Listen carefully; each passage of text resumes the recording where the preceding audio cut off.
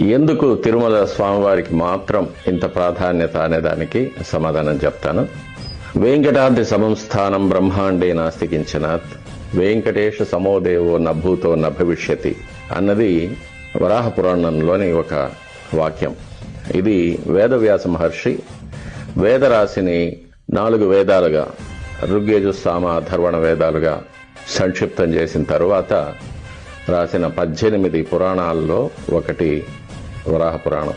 కొన్ని వేల సంవత్సరాల ముందు రాసినవి. It is a chronological recording of happenings through out the universe, not only on our planet. ఈ శ్లోకానికి అర్థం ఏంటంటే, వెంకటాచల పర్వతాల వంటి, వెంకటాచల క్షేత్రం వంటి పవిత్రమైన ప్రదేశం ఈ బ్రహ్మాండంలో, మన భూమండలంలో కాకుండా బ్రహ్మాండంలో కూడా ఎక్కడా లేదనేది.